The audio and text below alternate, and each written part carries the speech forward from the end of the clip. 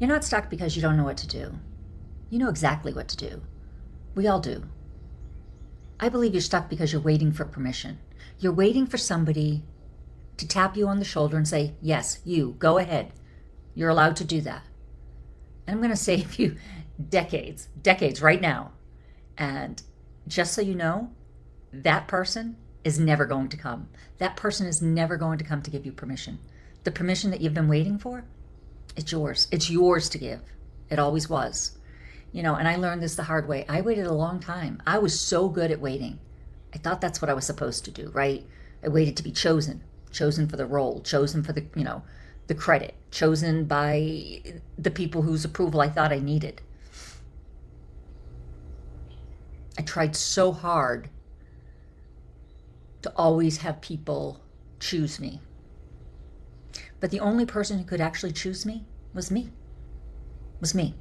And I'll tell you the moment that when I realized it and when something broke open inside of me. And I remember it surprised even me.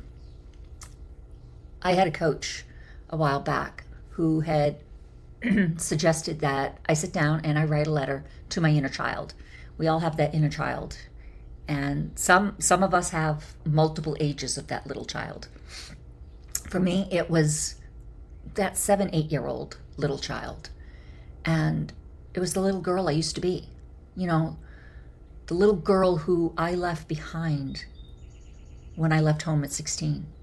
When I left home at 16 with nowhere to go, I left her behind. That little girl learned way too early that she had to take care of everybody. She had to keep everybody calm. She was the peacemaker.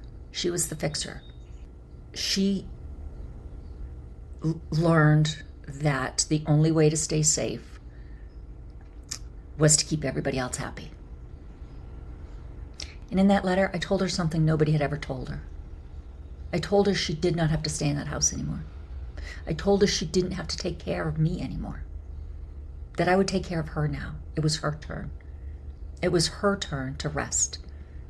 And that she took good care of me all these years. But now it was her turn. She is safe. And she could put down that weight she was carrying. And I just remember, literally, the best way I can describe it is like this feeling washing over me. Literally washing over me. Physically, I could feel it. All those years she took care of me, and she gave me permission to leave. She let me leave at 16. And I didn't even look back. But now I had to take care of her, and she had to know it was okay. She was the part of me that had been bracing my whole life with my family. And finally, she could exhale. And when I got that feeling washing over me, it was like she was saying, okay, you can now go and be who you are actually meant to be. I've got nothing left to protect you from. That's how I felt.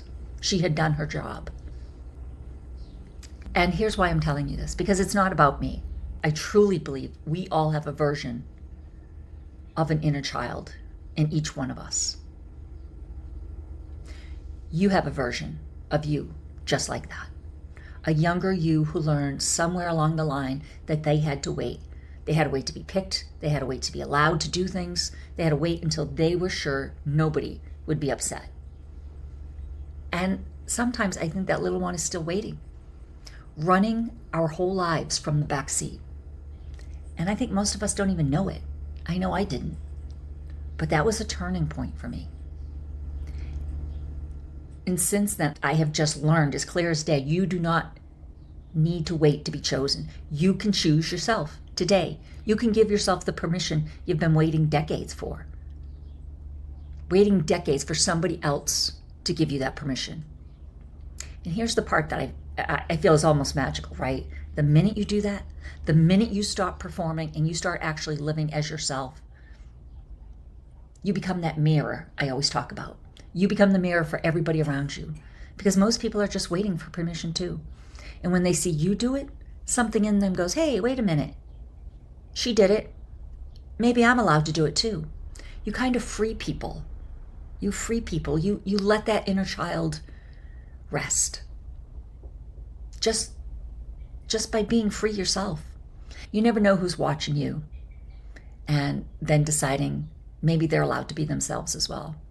And that's why I think living authentically, being authentic is one of the highest vibrations we could have. Being authentic is not selfish. It's probably one of the most generous things we can do, not only for ourselves, but for everybody around us. Your courage becomes someone else's permission slip. Your courage becomes someone else's permission slip. So today, I want you to ask yourself this question. What have you been waiting for permission for? What have you been waiting for permission to do, to start, to say, to stop, or to become?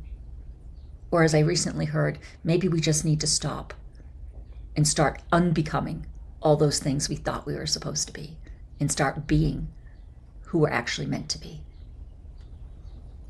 Because I promise you, no one's coming to give you that permission, only you. You're already here, so choose yourself. Be the one who finally says yes to you.